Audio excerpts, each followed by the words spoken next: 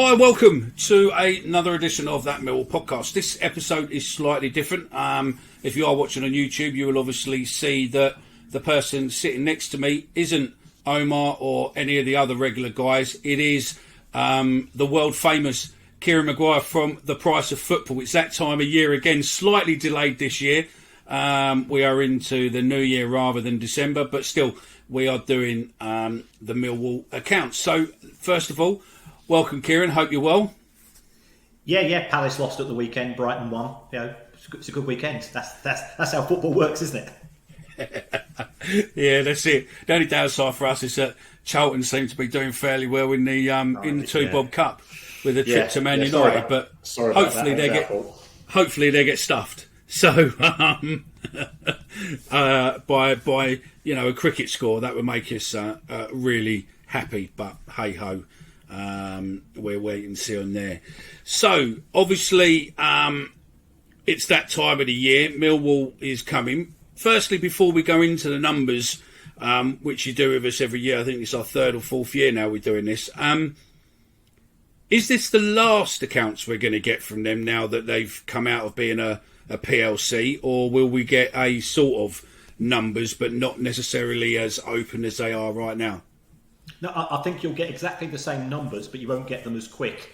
Right. If you're a PLC, you've got to have them out within 6 months of your financial year end, and if you're a private company, which Millwall now are, it'll be 9 months. So we'll probably be having this conversation at the start of April rather than December, January, unless we can say to the club, "Come on, you've got the numbers. Why can't we have them?" Yeah. Well, we'll have to keep on there, and fingers crossed we go from there. So over to you then, Kieran. What are the numbers? And I've read some bits and pieces on them, and it looks as if it's better than what it was last year, but nowhere near what it is back to pre-COVID numbers. Yeah, it's as good as can be realistically expected. Millwall's revenue is as high as it's been. It's marginally higher than we were in 2019, and that's on the back of crowds returning. That's on the back of the TV deals are a wee bit better than they used to be, and the commercial deals are a wee bit better as well. So it's a lot better than 21, which was a lockdown year, which was always going to be bad. The costs have gone up as well as more money coming in. So the costs haven't gone up quite as fast. So overall, losses are down. The club is being subsidised like all the clubs in the Championship, and it then comes down to how much is John Berylson able and willing to fund the club on a year by year basis. And reading between the lines, it looks as if he says, I'll put in 10 million a year to try to make the club more competitive. But even with that, Millwall's wage bill is the 16th highest in the Championship. But you've got clubs with parachute payments. You've got some pretty sizable clubs with owners who are, Bristol City, for example, their owner is willing to put in 20 million a year, which makes it more challenging for Millwall. So I think you've got to read the numbers in that environment. This season things seem to be going pretty well on the pitch, and they're probably, in my view, Millwall as a business, even though it's losing money, even though you're paying £120 in wages for every £100 that comes through the door, by Championship standards, Millwall's a well-run business. And that is a very worrying number, isn't it? Really, when you put it into realistic terms. And I mean, the way I would look at it, or the way I would look at it is that if you can understand why clubs like the tourist element of fans coming to their ground, because in theory they're going to spend a lot more money than the likes of me or you going to our clubs week in, week out, where we might buy a cup of coffee or a pint of lager, but realistically we know that most of it's knack piss and the food's terrible, and you might not get served within the time scale that you want to get served. But to someone who's never been there before, it adds to that environment. Go in the club shop, spend a couple of £100 on some kit, go into the, buy some food in there, buy this, that and the other. And I suppose that's why, not just with Millwall, but as a whole, that's why the football tourism market is very high. I mean, I saw an article the other week about it where, you're talking £1.5 billion a year, and that's not including what it offers to the outside businesses outside of football. Yeah, and if you take your season ticket, and we have a grizzle about season ticket prices, but if you take your season ticket and you divide that by 23 games, and you compare that to how much a match day ticket is, it works out as a half decent price. But you're absolutely right that the football tourist comes in, they get there early. I mean, I teach and I've got 5 Japanese students, so I got them tickets to see Brighton play Arsenal last week, New Year's Eve, and they all arrived 2 hours beforehand. Every one of them went into the club shop. They all came out with bags full of Brighton shirts because we got a Japanese player, and that's the reason why I wanted to see him. And they spent an absolute fortune, and they were paying, I think it was 45, 50 quid for a ticket, and I'm paying, I think it works out about 27. So it's trying to attract those people. It's getting them, and then once you have got them, it's getting them to stay longer, because every extra 10 or 15 minutes that you stay on the concourse is another potential pie or pint, or you might go and buy a programme, or you might be attracted. And I think clubs are coming round to that way of thinking, which is sort of, it's the American showbiz element of sport. And I think, people in my generation, we're a little bit suspicious of it, but we can grizzle about it as much as we want. The world is changing with regards to things like that. It's the CRM of retail, really, isn't it? It's where you put a spend per head value on every customer, rather than what we're sort of used to and what we expect is that we are football fans. We class ourselves as football fans, not as customers. But I think slowly but surely over the years that has turned, and potentially, that is probably here to stay. But going back onto the wages, you said obviously we're the 16th highest in the league on wages spent. Is that pure and simply just so that Millwall can potentially get the better player, or is that just because we've done some good business with add-ons and with the Man City guys who went, potentially we got a good kick on from the 2 youngsters who got sold there. And I mean, is that just really where we need to be to attract the sort of talent what you need to be able to attract? Yeah. First of all, you've got to be, if you're trying to attract a decent manager to a club, the first thing that the manager is going to say is what's my wage budget, because the average life of a manager in the Championship's 10 months. They know it could easily, if they mess up, it could be their last job. So there's this constant sort of tension between the boardroom, and it's not a nasty tension. It's what happens in business. That in terms of wages, the manager will always be knocking on the door. I'd really like to be able to sign this player. Look where we are, it's January. One more signing could make a difference. And the board then have to go to the club owner and say, well, it's your money at the end of the day. This is what we think. So I think it's a competitive wage budget. It's not blowing anybody out of the water. If you take a look, it probably works out as Millwall. I reckon they're paying probably in the region of 10 to 11 grand per week, which for you or me would be absolutely, we'd be grinning from ear to ear. I don't know your personal circumstances, but 11 grand a week, I'll be over the moon, mate. Trust me. Do you know what I mean? Absolutely. The average in the Championship's about 14 to 15. So is it? Because that's interesting you say that, because I done a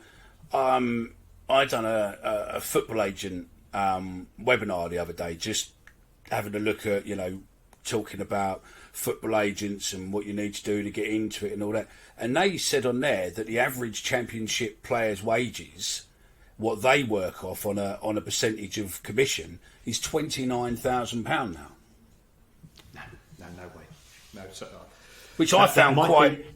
I found that quite, sort of very, very high. Thinking, especially when they only marked the average for Premiership was 60,000, and for League One was 5,000. And I thought the jump between League One and the Prem was very high, and then I didn't think that the jump between both were very good either. What's that? Is that noise your end or mine? That's my fridge. Sorry about that. No, it's all right. I just literally at the time I plugged my phone in and that noise come on and I'm thinking, oh my God, is that mine? So yeah.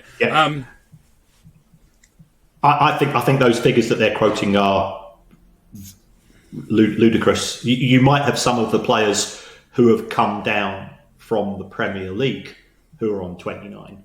Yeah.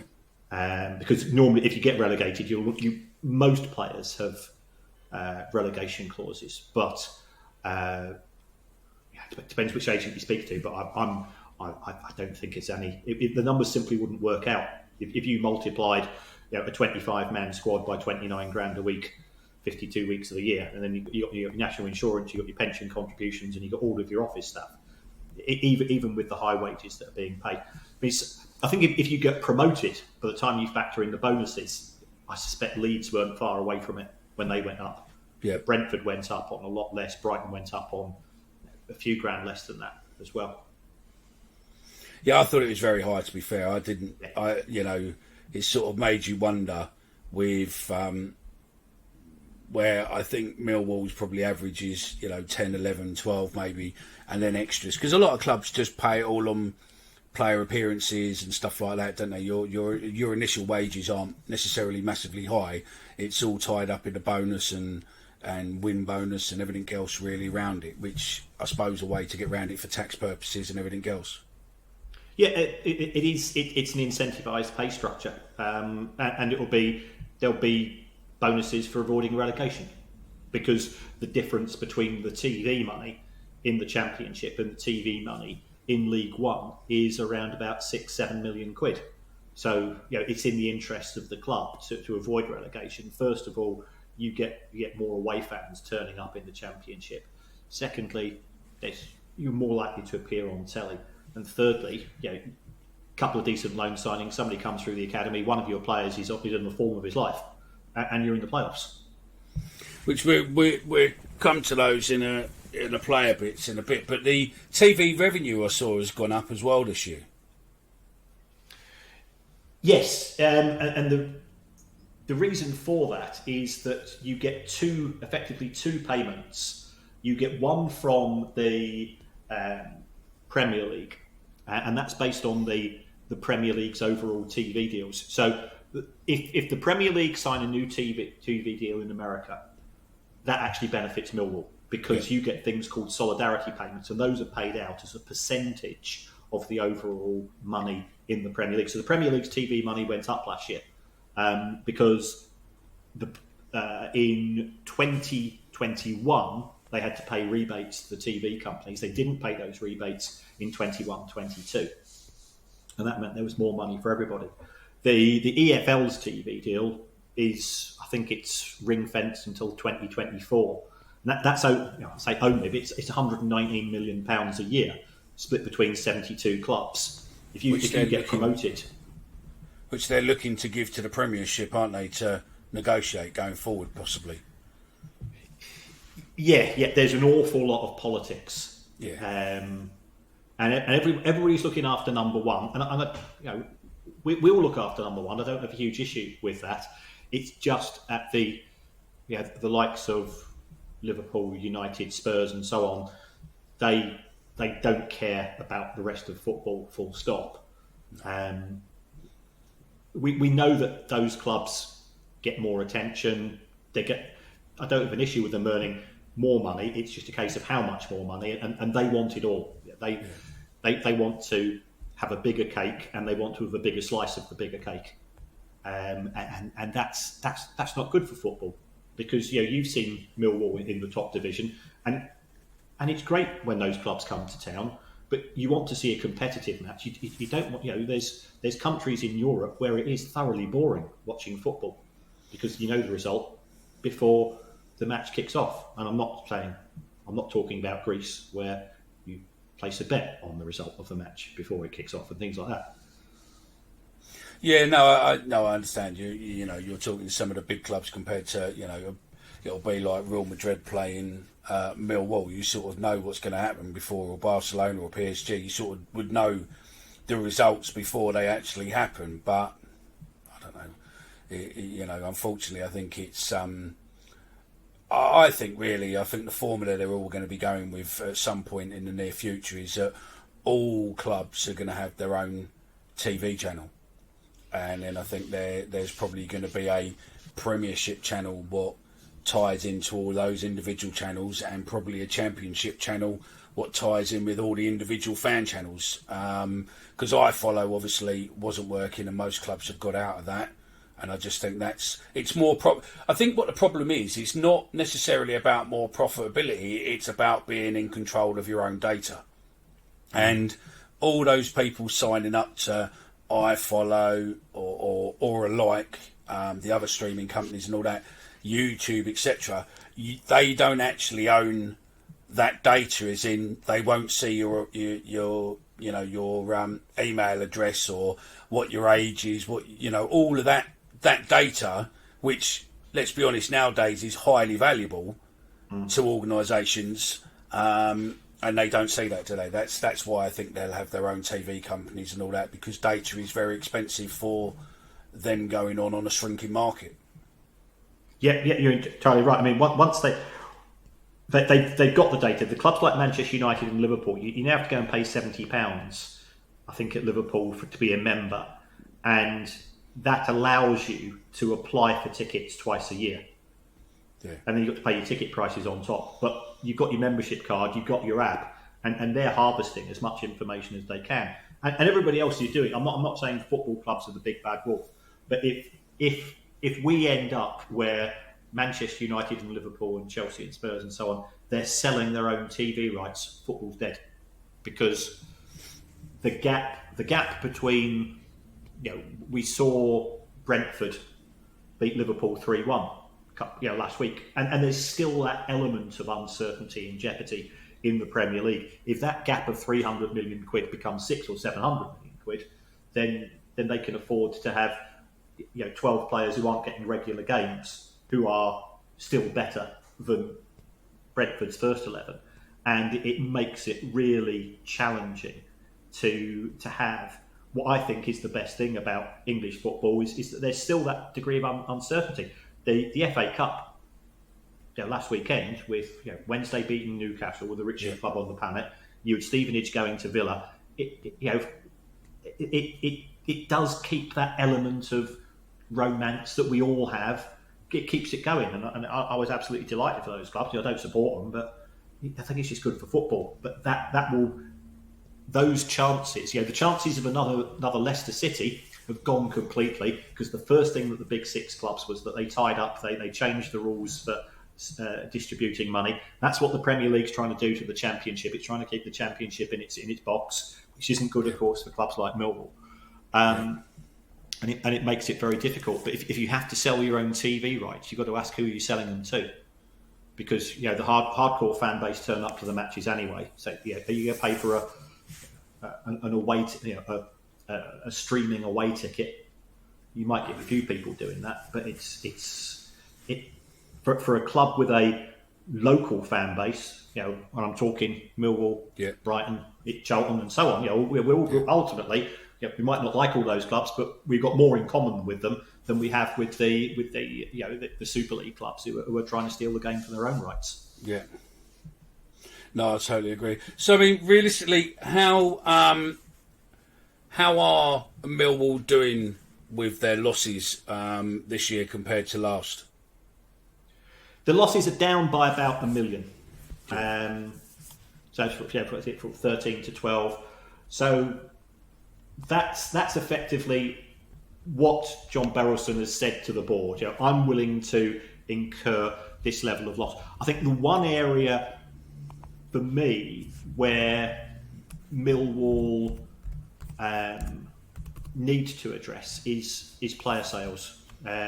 You had George Saville. What's his name? George Saville. He's been the only sort of big sale that the club have made, as far as the accounts are concerned, over the course of the last decade. Now, it could be that you're losing decent academy players and you're not getting any money for them.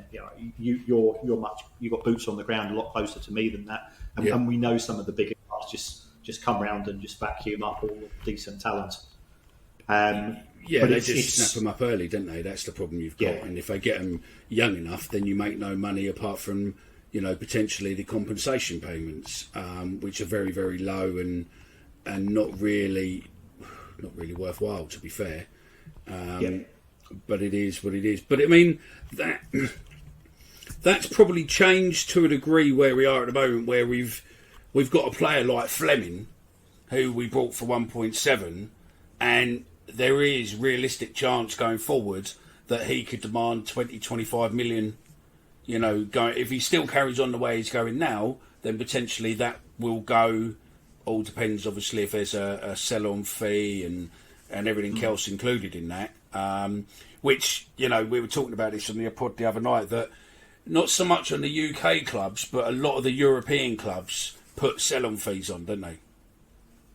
I think most English clubs now try to arrange that, and it's sort of accepted as standard practice. Right. So if you sell him for 20 million and you say, well, we want 10 or 15% of the profits, then the chances are you'll get it, because the buying club will say, well, if he's that good, he'll probably stay with us anyway until the end of his contract, and or if not, if we do sell him on, we're still making 80, 85, 90% of the profits. So we are seeing that more frequently than before, especially if the player's in demand, and if he's got more than 12 months on a contract. And that's the most important thing. How long is the player tied to the club for? Because once you get into that last 18 months, that last 12 months, you start to see the value fall, and your position to negotiate subsequent sell-on starts to evaporate. Is that why a lot of clubs now hide what the contract lengths are with players, so that it's not necessarily public, so it sort of keeps it more of a guessing game? I mean, I suppose realistically, if you're in that game, you'll probably know when player contracts end. Because, for instance, at the moment, there's a lot of speculation around Cooper. Potentially might go to Rangers, etc., etc.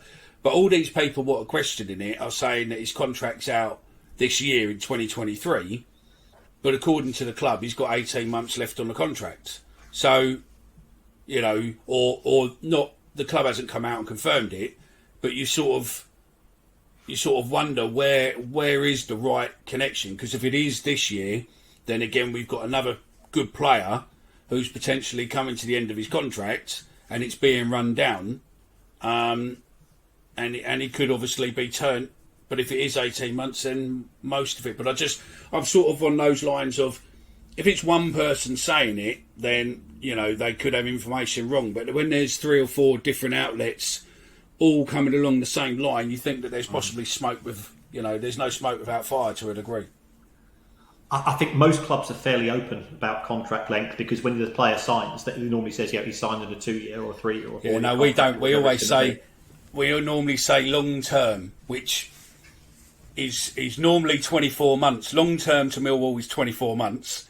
And then there's normally a year extension. But Millwall is, as I said, they're very secretive. It is congratulations to ABC, he's signed a new long-term contract. Got no idea. To me and you, a long-term contract would be 4 or 5 years. But the world of football agents is a world of big gossip, and I've been fortunate. I've got to know a few agents, and you get to see contracts, and that type of information tends to be out in the public, or certainly in the club's domain, even if it's not going out to the traditional media. So I don't think I think it would be very difficult, because the first thing that happens is that if there is an interested club, they get in contact with Millwall and they say, we're interested in player X, we're interested in making a bid, and they will have done their homework.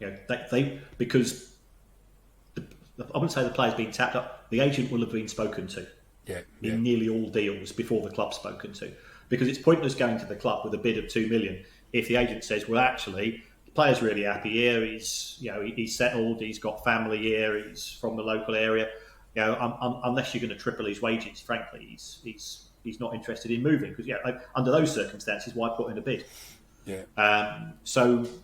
There's normally work done before a formal process takes place.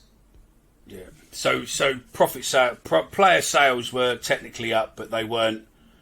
They were only really up from probably Savills doing not anything other. Well, potentially from the two lads what went from Man City as well.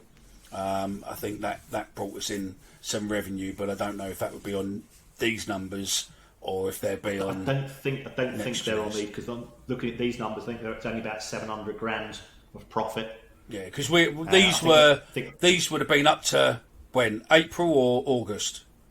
This is I think it's the 30th of June. Yeah, 30th of June 22. Yeah. So if they went in the summer. Yeah, they went in the summer. So yeah. So let's move on to the operating profit losses and general bits. Obviously, we'll come on about the retail side of it probably at the end of this, and touch on a bit of what's happened during this season and potentially why. But obviously, I suppose realistically, we just covered that. I suppose revenue was through players and the player sales there. Revenue, ticket sales, merchandising, food. How are we looking on bums on seats? We haven't got an FA Cup run, so we're not going to get any major win from that this year, like it or not. So yeah, I mean, I prefer it. Hopefully, we'll stay more in the league this year than concentrate on the FA Cup. But hey ho. What's happened is that 2021 was a strange year because it was behind closed doors. You were relying on iFollow and so on. So that was negative. Crowds have come back.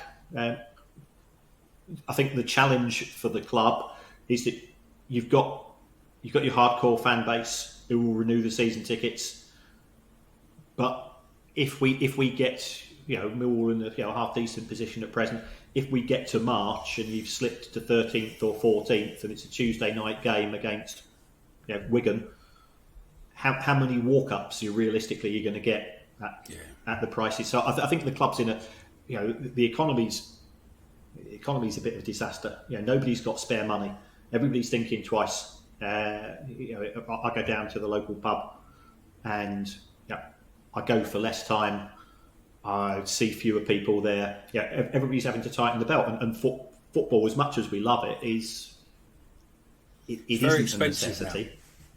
It's and it's been expensive for some time. And whilst we've got a wee bit of spare money, then it tends to be first priority.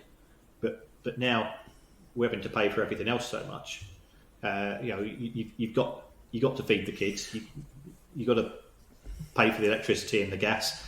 And then if there's anything left over. So, my season ticket will be the last thing I ever want to give up. Yeah. And I'll do my best to do it. But some people have to. I'm not rich. I'm on a teacher's salary. Yeah. But it gives me just enough. But there's people now that are being tipped over that edge. Yeah, no, I get it. I mean, my question to you is, because obviously last year through COVID, they obviously took people's season ticket money last year, and then obviously had that money for last season, and then obviously this season, all the people what had paid for last season basically got it transferred over to this season. Did that make an impact to them? Because obviously it was money used, or was that money just invested and probably not really a massive loss as such? Because I can't see the numbers being massive. Yeah, it's not made a lot of difference either way. It helped in terms of cash flow when people paid for their season tickets and then rolled it over. So it was good for cash flow in 21 when the club really needed it during COVID, and now it's the downside is you've got less cash coming in the following season. So it's far from perfect, but the club is, in my view, is doing as well as it could do. What possibly could the club do to generate more money? Well, that's it. I mean, the club are doing more. I mean, they're utilising the bars outside more, which obviously brings in revenue. Because ideally, what you want is fans within the complex, either outside, inside, earlier, to be able to spend more money buying the beer there rather than actually using the pubs locally.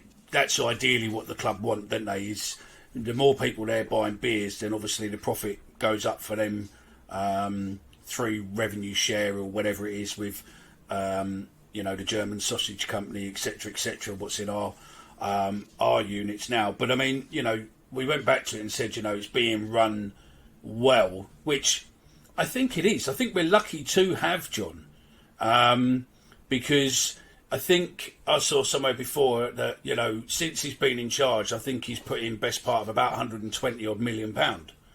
And when you look at it, what's he actually going to get back? Well, he doesn't own the stadium. He doesn't own the training ground currently.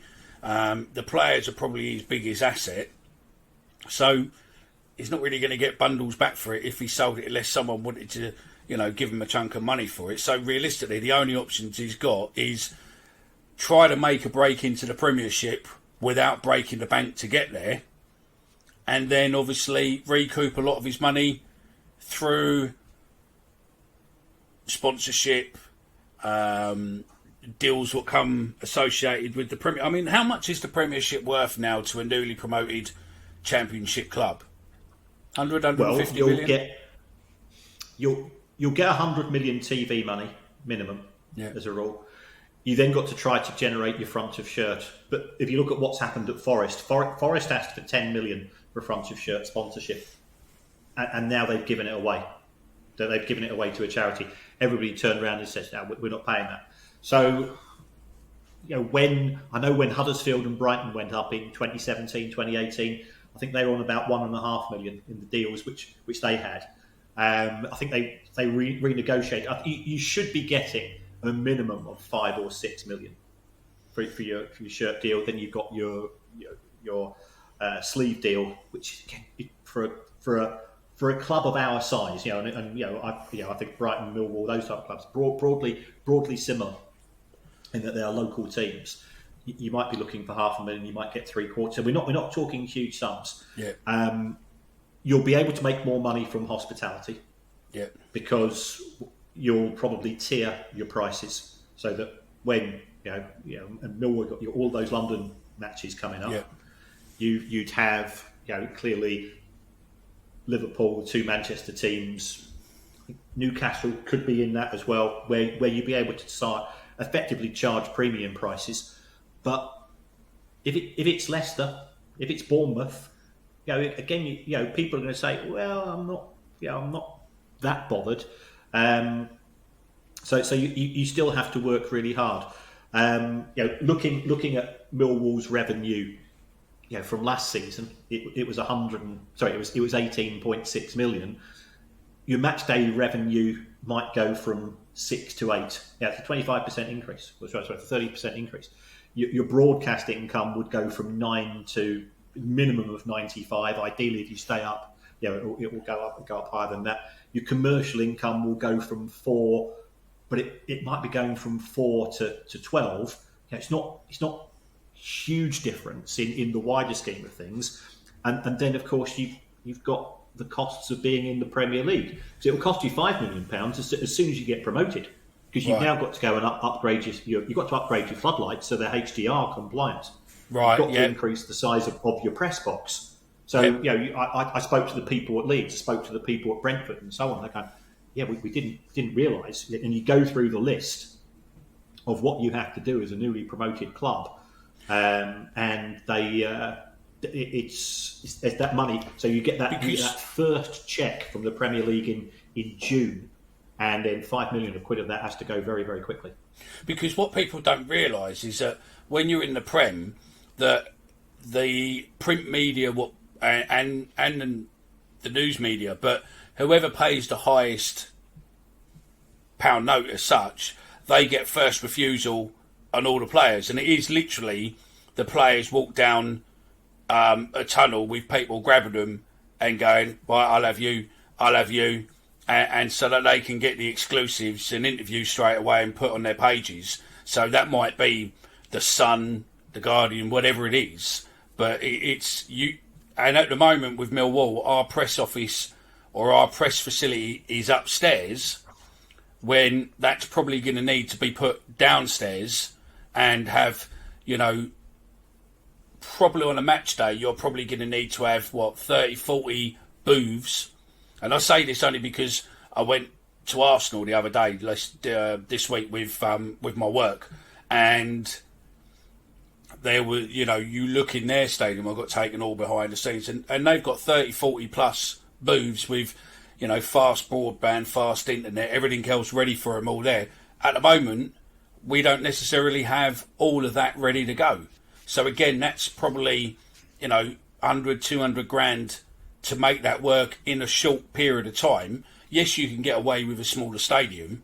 You don't necessarily have that, because look at Bournemouth. They have a fairly small stadium, but it's all the other side of it, which I think they've been viewing and doing, like putting in TV lines so that they're more easy to put in rather than having to, rip up more boxes so that people can just plug and play. But I remember when I was found on the board at the club, when we sort of edged towards it before, that even something as stupid as, and I'm going to use rough figures here because I can't remember the exact, but even so, is in, you have to provide in the Championship 150 square metres of truck space to the Championship, delivering broadcast. But then all of a sudden, when you go into the Premier League and the international rights, all of a sudden that's 600 square foot of access, where you're suddenly looking at, it goes from from 2 Arctic lorries to 4 Arctic lorries and a few other vans. When on clubs like Millwall, where the car parking space is very set out in a small arena, that suddenly could be a third of your car park gone for your own paying customers. And then I suppose you've got to look at, you don't outprice yourself to your current fan base. If you bought a box now in the Championship and maybe it cost you 10, 15 grand a year, you can't suddenly say, well, now we're in the Prem, that's gone up to 25 grand a year, because the people who've been paying it for the last 20 years might not pay it anymore. And also they'll have long memories if you don't spend too many years in the Premier League. Yeah. Because they say, well, we were with you the last time we were in the Championship. Yeah. And if you look at clubs, Cardiff went up one season in the Premier League, came down. Hull have done the same. You've got to treat people with respect, and there's no reason why the club won't do that. But it's not I think you're absolutely right. It's not the gravy train that everybody thinks it is. And yes, you've got a lot more money coming in from TV, but realistically, you need. We saw what happened when Norwich went up. Was it 3 or 4 seasons ago? Spent £3 million on players and were relegated effectively by November. Yeah. Nobody wants that. So it's going to cost you. You sign, even if you're in that sort of that £8 to £10 million market, and you're going to get 4 or 5 players, that's £40 million. But an £8 million player in the Premier League is looking for 40 grand a week. Yeah, yeah. And they're looking for a 3 or 4 year deal, and they're not looking for an 80% pay cut if they get relegated. So exactly, they don't want that. They don't want that clause to get out of it, do they? So yeah, I mean, broadcast revenue, I suppose, also is very heavily to get more, especially nowadays where Sky doesn't have as many Premiership games as they used to. They will look at Championship games, but I suppose you will look at, same as me and you, if we were the ones in charge of scheduling at Sky, you would look at the clubs potentially in that top fight of teams you'd probably want to put on, because again, Sky's looking at advertising revenue and making sure they've got numbers, and they're not necessarily going to want to put on two lower league teams, or even a top and a lower, because you know what the result's going to be. But we've been picked recently for 3 games, so those 3 games will, I think it's about 100 grand a game in it, thereabouts, if you're the one hosting it, and about 50 grand if you're the one second, isn't it, or something? It depends upon the time of the kickoff. It can be as low as 10 grand. Right. Okay. Yeah, which effectively just covers the cost of the extra bits and pieces you have to put on. It varies between 10 and 100 grand additional money. So it's not lucrative. Whereas if you get to the Premier League, and let's say that Millwall have a decent season, you're effectively the first 10 matches you give away. Yeah. And everything over 10 matches, you get an extra $1 million. So we know who's going to be watched. It's going to be Liverpool, Manchester United, Chelsea, the usual suspects, and so on. And they tend to get around about 28, 29 matches a season. So they're getting an extra £19 million just from rocking up. And also in the Premier League, in the Championship where you are at present, it doesn't matter where you finish in the table. You get exactly the same amount of prize money, whereas in the Premier League it's 2.1 million per position. Right. So you go into that final match. It could be a relegation match where you could finish between 18th and going down and 15th and staying up, and you win. You get to 15th. You've actually got an extra 8 million on top of another year's worth of Premier League money. So it is heavily incentivised there. The money is ludicrous. Yeah, it's scary, isn't it? It's scary how much money's in there, and to be fair, you're starting to see a lot of the clubs will come down and then float in the Championship, what have the money, that it's starting to make the Championship very expensive as well. Hence why probably Millwall's having to increase their wage budget, and I suppose that comes on to the next part of the figures to a degree would be the commercial revenue, as in sponsorship, because we're slightly up on that, but again, it's something what we spoke about previous on pods previous, that I still honestly believe that we're probably a good 5 to 10 years behind most other clubs on the commercial market, because you've got some clubs will sponsor out their fucking towel warmers, their heaters in the bathroom, their toilet roll holders, etc., etc. As in, we're definitely not that far forward yet, but I think we're getting there where we are compared to where we were. Yeah, you've got to have somebody willing to sponsor the club as well. Now, I'm from the Elephant and Castle originally, so I've got family that supported Millwall all their lives. Yeah. Millwall, let's be honest, Millwall is not an easy sell. I'll tell you, it's a club. It's a club with a reputation in terms of being working class area of London. We both know that, and trying to persuade people to, I think it is. I wouldn't say becoming more gentrified, but it is always going to be a tough sell, because the sponsors they'd rather go to Chelsea and West Ham because it's got the Premier League. They know they're going to be getting the higher viewing figures, and when we talk about sponsors, you've got to ask what's in it for the sponsor, because the sponsors are just trying to get their name in as many conversations and seen by as many eyeballs as possible, and it's a challenge because it's not a glamorous area of the city, is it? No, I agree with you, and also I think that's probably why a lot of clubs within our league probably get more fan-based sponsorship, or fan companies, fans with companies sponsorship, rather than loads of outside. Yeah, the main shirt sponsors normally by a company what's not necessarily linked to you, but the back of shirt and shorts and sleeve sponsorships normally through fans and that. So yeah, is there any standout bits on there what are fantastic for you or concerning to you? Because obviously I'm looking at time scale and whatnot, and obviously I don't want to hold you up all night. I just think it's a solid set of numbers. There's nothing. I think the club punches above its weight massively, in my view. And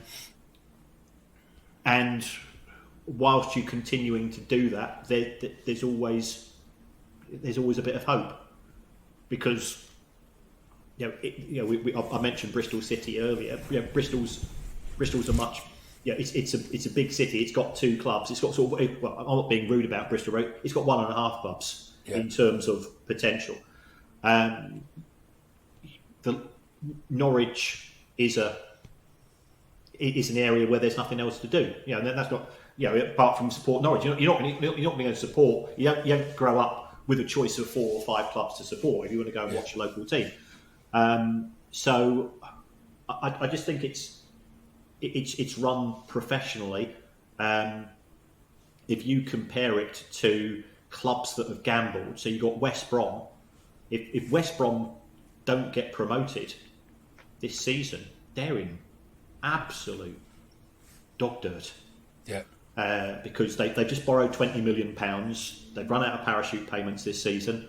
They're on a really good run at present, but the owner doesn't appear to understand anything about football. I do think you've got football people there. You've got an overseas owner. He says, I'll give £10 million a year to put it in. And I think that for me is the standout, because I think you were effectively saying earlier that John Berylson's he's probably got the most expensive car park space in South East London. It's costing him £10 million a year. Yeah, and he doesn't own anything. That's where, coming on to obviously some of the reports over the weekend that John Berylson wants to sell the he's touting it around, or Americans are supposed to be interested. And some of the numbers being, thrown out there, 80, 100, 120 million pound, you sort of look at it and you go, but what's that? Is that just, paying John's debt? Because actually, we don't actually own anything, which, sort of brings you back to, I just don't think John is looking to sell it. The regen, the fact that we're buying into this new training ground and everything else, to me, this is a love project and a long-term investment for John. I don't see it as he wanted to sell, to be honest. I think you're absolutely right. You've got a long leasehold on the property. I appreciate you don't own it. It's a bit of a love affair, and that's why he's prepared to do what he is. In terms of him, I don't think he's touting the club around. No, I don't. What we're finding is that there's lots of people who are approaching potential investors, saying, "Look, there's all these clubs in the Championship. Millwall is in London, and Americans love London." Yeah. So I think that so therefore, and they've got an American owner already. Why don't you go and have a chat with him? And it's more that. That's what I think it is as well. Yeah. Yeah. I've sort of been involved very much on the outside of 1 or 2 football style deals, and that's how it tends to be the case. And the vast majority of these people are just trying to get a commission for themselves. That's it. Are glorified tyre kickers. Yeah. I mean, personally, I'd like an Arab royalty, or someone along there, Qatar-based or Dubai-based. I'm not too fussed, but someone that should come in and just spend silly money on us, and take us up the league, and pretty much do what happened to Man City all those years ago. That would be fantastic for us. Just the last point before we let you go.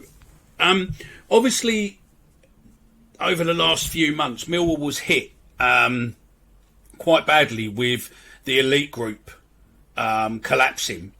And for those of you who don't know, the elite group were involved in a competitions court case where there was there was a conviction, wasn't there? It was found to have price fixed Rangers merchandise, allegedly. I put that in there just in case, because there's an appeal going on.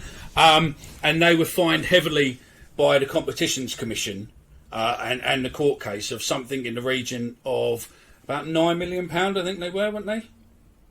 Was that the total? In the millions, yeah. I think there have been 3 parties that have been fined, which I think together come to 9 million. Yeah. And I think allegedly they did fold, and they were the sole agent for Hummel. Hummel obviously sponsors Millwall, or is Millwall's kit provider, and rather than Hummel doing a deal direct with us, they pretty much done a deal with a high number of clubs across the country, including Millwall, including some other championship clubs, as well as a lot of grassroots clubs. And they folded in a very short amount of time, from being okay to suddenly not answering people's emails and then suddenly folding.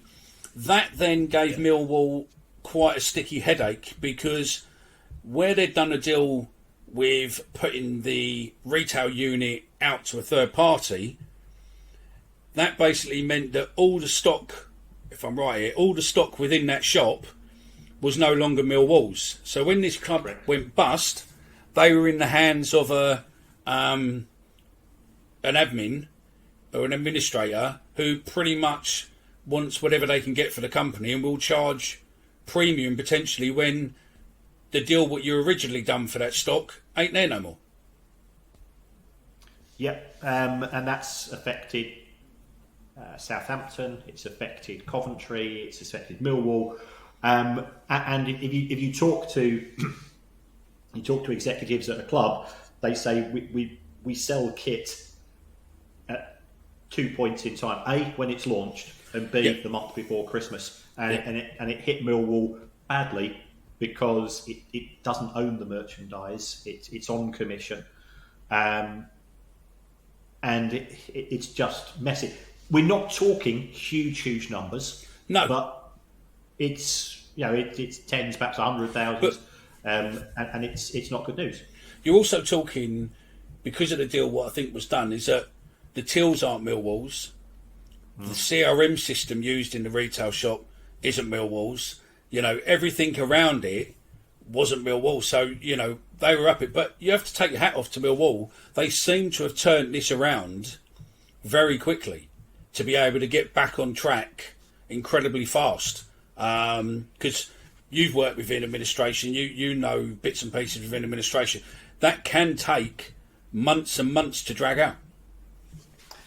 It can. It's never in the administrator's interests to have inventory which you can't sell, because we both know that this year's kit, by the time you get to February, nobody's buying it, because we're saying, well, it's already been reduced now. It's already gone down half price now, so yeah.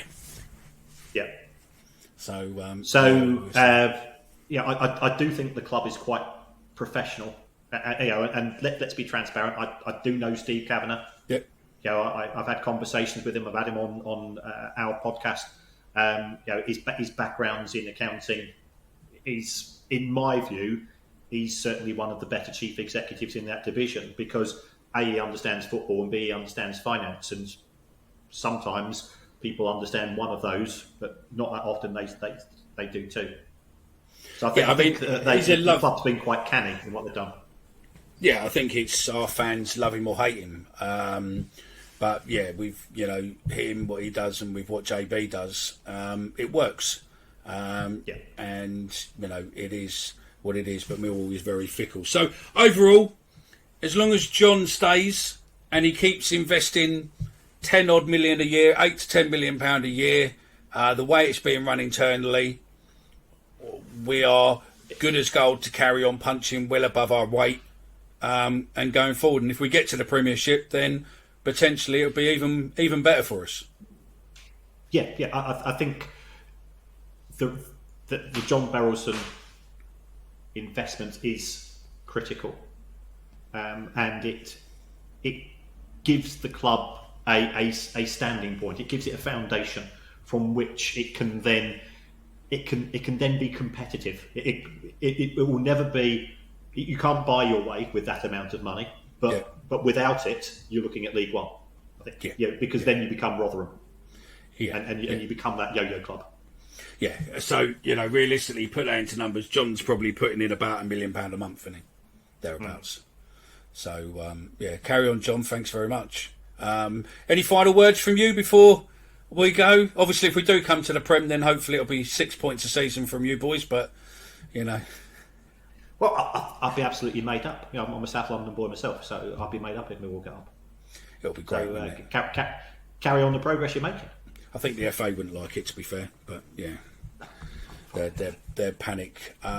So yeah, well, thank you very much, Kieran. It's a pleasure as always. Hopefully, we won't have to wait a whole year to get you in. There are a couple of bits I think coming forward later on this year with an idea I've got going, but I'd like you on that as an expert on a few bits. But no, thank you very much for running through again.